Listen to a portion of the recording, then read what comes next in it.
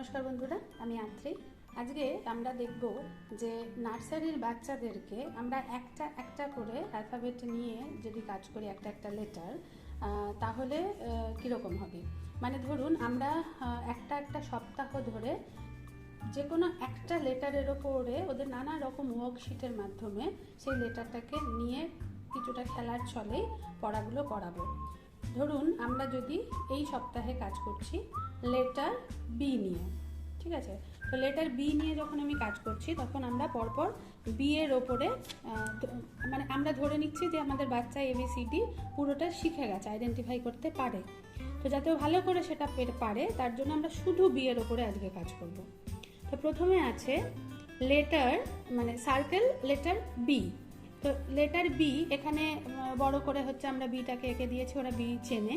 এবার এখানে আমি কতগুলো সেন্টেন্স লিখেছি, যে সেন্টেন্সগুলোর মধ্যে সব জায়গাতে বি আছে। এখানে আমি মেইনলি ক্যাপিটাল বি লেটার যেটা, সেটাকে নিয়েই কাজটা করছি। তো ওখানে কি লেখা আছে, bear had a bag of bananas. ঠিক আছে, তাহলে এখানে ওকে কি করতে হবে, এখান থেকে বেয়ার বি, বি পেলে বিটাকে হচ্ছে সার্কেল করবে। Next had a bag, BAG bag, আপনি অবশ্যই পড়ে দেবেন বাচ্চাকে এবং বাচ্চাকে বলবেন যে এর মধ্যে থেকে ও তো চোখে দেখে বুঝতে পারবে যে কোনটা বি, তো জাস্ট সেটাকে ও সার্কেল করবে।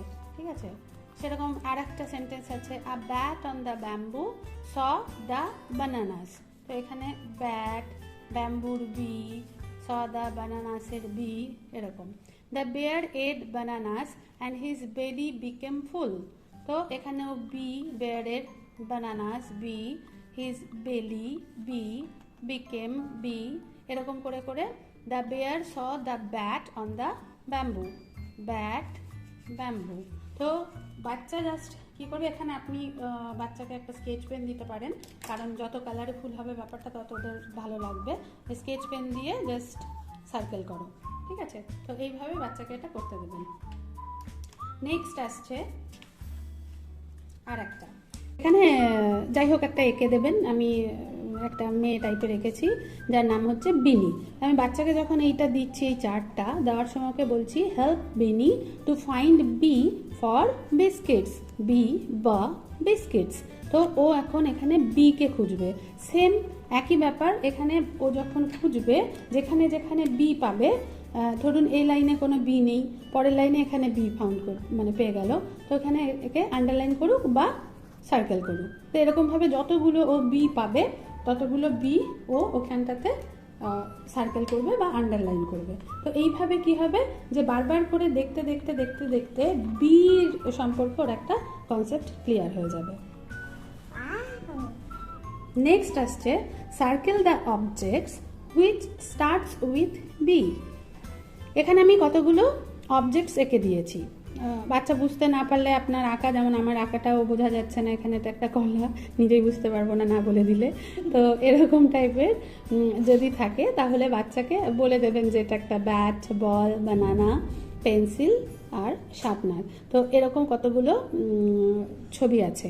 সেই ছবিতে ওরা অলরেডি যখন অ্যালফাবেট শেখে নার্সারিতে, তখন আমরা এ অ্যাপল, বি বা বানানা, আর বল, ব্যাট ব, এই যে সাউন্ডটা, এই সাউন্ডটা দিয়ে আমরা আইডেন্টিফাই করতে শেখাই অলরেডি বাচ্চাকে। তো খুব স্বাভাবিকভাবে এই কটার মধ্যে থেকে যেটা স্টার্টস উইথ বি সেইগুলোকে ও শুধু সার্কেল করবে। নেক্সট আমরা যেটা করব, একটা খেলার মতো, মানে নার্সারির বাচ্চা যখন, তাকে কিন্তু সবসময় অ্যাক্টিভিটির মাধ্যমে শেখাতে হবে। মানে কন্টিনিউয়াস ওই বই পড়ে শেখালে হয় না। আমরা স্কুলে কেন দিই বাচ্চাকে, তার কারণ একটাই, যে স্কুলে নানা রকম অ্যাক্টিভিটির মাধ্যমে শেখে বাচ্চারা, সেই কারণে। তো বাড়িতে আমরা যারা স্কুলে এখন যদি না দিচ্ছি বাচ্চাকে নার্সারিতে, যেহেতু এখন এরকম একটা প্যান্ডেমিক সিচুয়েশন, কোনো স্কুল খোলেনি এবং হলেও সেটা সম্পূর্ণ অনলাইনে হচ্ছে, তো আমরা সবসময় চেষ্টা করব বাচ্চাকে সেই স্কুলের পরিবেশটা কমপ্লিটলি না দিতে পারলেও কিছুটা স্কুলের মতো করে নানা রকম অ্যাক্টিভিটির মাধ্যমে শেখাতে। তো এখানটাতে আছে drawing fun with B, capital B and small B. এখানে ক্যাপিটাল বি, সেই ক্যাপিটাল বিকে দেখুন, বি দিয়ে একটা বার্ডকে কীভাবে আঁকা যায় সেরকমভাবে আমি একটা এখানটাতে এঁকে দিয়েছি। আবার স্মল বি যেটা, সেটা থেকে একটা ফিশ আঁকা যায়, সেই ফিশটাও ওইভাবে একটা এঁকে দিয়েছি। এইবার বাচ্চাকে যেটা বলতে হবে ট্রেস করতে, এখানটাতে ডট ডট করে আমি গোটা ব্যাপারটা করে প্রথমে আগে বিটাকে ট্রেস করবে। কেমন? বিটাকে ট্রেস করলে তাহলে কি হবে, প্রথমত নার্সারিতে আমরা ওদেরকে কি শেখাচ্ছি, চিনতে শেখাই সমস্ত কিছু, তাই তো। আর ট্রেসিং শেখাই লেখার ক্ষেত্রে, হাতের লেখার ক্ষেত্রে আমরা বিভিন্ন standing line, sleeping line, slanting line, এই সমস্ত লাইনস শেখাই। তো সেই মানে শেখানোর একটা পার্ট হিসেবেই বি লেখাটাও একটা, এই যে ডটেড লাইন প্রথমে বলবেন যে এই ডটটাকে জয়েন করে আগে বিটা লিখবে। কেমন? আগে বিটা লিখুক, বিটাকে তাহলে ও চোখে দেখতে পাবে যে এটা একটা বি। এইবার বাকি যে জিনিসগুলো আছে, স্ল্যান্টিং লাইন, হ্যাঁ, স্ল্যান্টিং লাইন, স্লিপিং লাইন, এরকম করে করে স্ট্যান্ডিং লাইন, এরকমভাবে ও ওদেরকে মানে করতে পারবে আর কি, এই জিনিসটাকে সুন্দর করে এটাকে আঁকতে পারবে। এবং এখানেও তাই, না পারলে আপনারা হাত ধরে একটুখানি আঁকিয়ে দেবেন, কারণ অনেক বাচ্চাই নার্সারিতে তার হাত তৈরি হয় না। তো হাত তৈরি করবার জন্যও আমাদেরকে মাসল তৈরি করতে হয় না অ্যাকচুয়ালি, গ্রিপ করবে পেন্সিলটাকে কিভাবে, সেই জিনিসগুলোকে আমাদেরকে কন্টিনিউয়াস এরকম নানা রকম অ্যাক্টিভিটির মাধ্যমেই কিন্তু ওর মাসল পাওয়ারটাকে আমরা বাড়াতে পারবো লেখার জন্য। তো এরকম টাইপের কিছু অ্যাক্টিভিটিস দিন বাচ্চাকে, যার মাধ্যমে ও শিখবে, আবারও আনন্দও পাবে। নেক্সট আসছে cross the odd one, connect B with things that starts with B.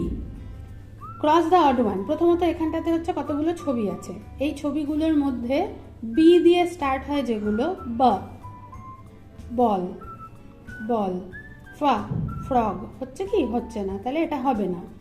ব বেলুন, ব বার্ড। তো এগুলোকে জাস্ট ও ম্যাচ করবে, এরকম করে টেনে টেনে এগুলোকে ম্যাচ করবে, অ্যান্ড দেন কালার করতে বলুন বসে বসে। Circle the beginning letter and match with the picture. এখানে কি আছে, ব্যাট, ব ব ব্যাট, ব্যাট, তার সাথে ম্যাচ করবে। বান, এগুলো সবই বি দিয়ে স্টার্ট হচ্ছে, বিগিনিং লেটার প্রত্যেকটার হচ্ছে বি, সেই জন্য প্রথমে হচ্ছে বিকে সার্কেল করবে, তারপরে আপনি মুখে বলে দেবেন BAT ব্যাট, BUN বান, এবং ও ছবি দেখে দেখে সেগুলোর সাথে ম্যাচ করাবে। Bat, capital B, small B. Capital B এর এখানটাতে আমি কতগুলো বি লিখে দিয়েছি, যার মধ্যে এই বিটা হচ্ছে রং, এই বিটা রং, তাহলে ওকে আইডেন্টিফাই করতে হবে, ও বুঝবে। কারণ বাচ্চারা দেখবেন অনেক সময়, বিশেষ করে ডি এর ক্ষেত্রে উল্টো করে লেখে, সেই রকমই এটা মানে দেখে চোখের আন্দাজে ও বুঝবে যে কোনটা কোনটা ঠিক লেখা আছে আর কোনটা কোনটা ভুল লেখা আছে, সেই cross the wrong letter, cross করবে এটাকে। নেক্সট এখানেও তাই, বি এর ক্ষেত্রেও তাই, স্মল বি ওরা কি করে, ভুল করে ডি এর সাথে। তো সেখানে দেখে নেবেন আপনি যে সত্যি সত্যি ও বি, সঠিক বিটাকে আইডেন্টিফাই করতে পারছে কিনা, এবং ভুল বা রং বিটাকে ক্রস করছে কিনা বা আইডেন্টিফাই করছে কিনা। লেখা, একটুখানি লেখা লেখাতে হয়, আমাদের প্রত্যেক দিনই প্র্যাকটিস করতে হয়। তো আমরা তো প্রথমত যেরকম আগে বলেছি আমি, স্ট্রোক লাইন্স যেগুলো থাকে সেগুলো তো শেখাবোই, তাছাড়া যেহেতু আমরা এখন বি নিয়ে কাজ করছি, তো সেই জন্য এখানে ট্রেস করবে বি, এখানে দেওয়া আছে, এটা দেখে দেখে ও হচ্ছে ট্রেস করবে, এটাও ট্রেস করবে। পরেরটাতে কি আছে, শুধুমাত্র এই দাগটা দেওয়া আছে, তাহলে এই দাগটাকে আগে দেবে, দেওয়ার পরে ও নিজে হচ্ছে এই পোর্শনটা আঁকবে। নেক্সট এখানে শুধুই হলো দুটো ডট দেওয়া আছে, তাহলে ও হচ্ছে আগে এই dot to dot standing line আঁকবে, অ্যান্ড দেন দুটো কার্ভ আঁকবে। নিজের থেকে পারছে কিনা দেখবেন, বা যদি ও এতটাও না শেখে, যতটুকু শিখেছে সেই অনুযায়ী রোজ একটু একটু করে পার্ট অফ মানে রাইটিং আর কি, এটা বিয়ের জন্য দিতে পারি আমরা। লাস্টে এগেইন হাতটা তৈরি করা দরকার। এবং আমি সবসময় বলি যে আমরা মায়েরা কি করি না, সবসময় হচ্ছে ওয়ার্কশিট মানেই হলো পড়াশোনা থাকবে, মানে পড়াশোনার মধ্যে আমরা ড্রয়িংটা বা ক্রাফটটাকে ধরি না, যে ক্রাফট করে সময় নষ্ট হবে। কিন্তু ক্রাফট বলুন আর ড্রয়িং বলুন, এটার একটা বিশাল বড় মানে কি বলবো, একটা এফেক্ট আছে হ্যাঁ বাচ্চাদের জন্য। মানে আদার্স অনেক কিছু আছে, সেগুলোতে আমি যাচ্ছি না, এই মুহূর্তে পড়াশোনার জন্য যদি আমি বলি, সেক্ষেত্রেও দেখা যাবে যে যত বেশি ক্রাফট করবে তত ওই হাত মানে একটা লাইনের মধ্যে কাজ করা। প্রথমত কালার করতে দেন যদি, এটাকে আপনি যদি বলেন যে শুধু কালার করতে, তো কালার করতে গেলে ওকে এই লাইনের মধ্যে এটাকে কালার করতে হবে, তাহলে সেই কালারটা করতে গেলেও একটা জায়গা প্রথমত হচ্ছে হোল্ড করা, পেন্সিল বা যে ক্রেয়নস আপনি দিচ্ছেন তাকে হোল্ড করা। দ্বিতীয়ত হচ্ছে লাইনের বাইরে যাতে না বেরিয়ে যায়, কারণ পরবর্তীকালে লেখার ক্ষেত্রে আমাদের এগুলো ভীষণ প্রয়োজন হয়। তো সেই জন্য এখানে ও যদি কালারও করতে দেন শুধু এটাকে, সেক্ষেত্রেও তাই। অথবা আপনি ফিঙ্গার পেন্টিং দিতে পারেন। ফিঙ্গার পেন্টিংটাও হলো ভীষণ ইজি একটা ব্যাপার। বাচ্চাকে কালার দিয়ে দিচ্ছেন, কালার দেওয়ার পরে সেখানে বলবেন যে কালারের মধ্যে জাস্ট ও যে কোনো একটা ফিঙ্গারকে, ওদের তো ছোট্ট ছোট্ট আঙুল, এরকম ডিপ করে নেবে হাতটাকে, এরকম ডিপ করে নিয়ে তারপরে প্রথমে 1 2 3 4 এরকম করে করে প্রথমে এইটাকে করবে, তারপরে এরকম এরকম করে এইটা করবে, এরকম এরকম করে এইটা করবে। তো এইভাবে কী হবে যে প্রথমত বিটা কিভাবে লেখে, মানে এটার একটা ডাইরেকশন যেন ঠিক থাকে। মানে ওর ইচ্ছে হলো আগে এই দিকটা করে নিল, তারপরে এটাকে কালার করলো, সেটা করতে দেবেন না। প্রথমে ঠিক বিয়ের যে ডাইরেকশনটা, মানে এখান থেকে এইখানে, তারপরে এই, তারপরে এই, এই যে জিনিসটা এইভাবেই যেন ও করে, সেটা কিন্তু আপনাকে খেয়াল রাখতে হবে। কিন্তু কালার, থ্রু কালার এগুলো যদি করান, তাহলে ওর হাতটা তৈরি হবে তাড়াতাড়ি ভালো করে লেখার জন্য, এবং বিটা ভুল হবে না। বিয়ের যে ছবিটা, সেটা ওদের মাথার মধ্যে খুব সুন্দরভাবে গেঁথে যাবে এবং ভুল করবে না। Next again for B, B, হ্যাঁ, তো বি ফর, তো বি, একটা বি আমরা এঁকে দেবো, এবং সেখানটাতে হলো কালারগুলোকে, প্রত্যেকটা কোথায় কোন কালার হবে সেগুলো জাস্ট ওকে একটা ইয়ে দিয়ে দেবেন, বলে দেবেন যে এখানে যে যে কালারগুলো দেওয়া আছে সেই সেই কালারগুলো সেই সেই জায়গায় তোমাকে করতে হবে। তো মধ্যে একটা লাইনের মধ্যে ফিনিশ করা, বাইরে যাতে বেরিয়ে না যাওয়া, একটা বিশাল কনসেন্ট্রেশন বাচ্চার একটা জায়গায় বসে থাকা। কারণ আমরা নার্সারির বাচ্চাদেরকে দেখি যে ওরা ভীষণ হাইপার অ্যাক্টিভ হয়, একটা জায়গায় বসে থাকতে চায় না, সর্বক্ষণ তাদের কিছু না কিছু করা চাই, দৌড়ানো চাই, লাফানো চাই, তাই না? তো তাদের যে এই এনার্জিটা, এই এনার্জিটাকে আমাদের সবসময় একটা ভালো কিছুর মধ্যে চ্যানেলাইজ করতে হবে, ঠিক আছে? তো শুধু পড়তে দিলে থোড়ি পড়বে, ভালো লাগে নাকি? আমাদেরও ভালো লাগতো না পড়াশোনা করতে।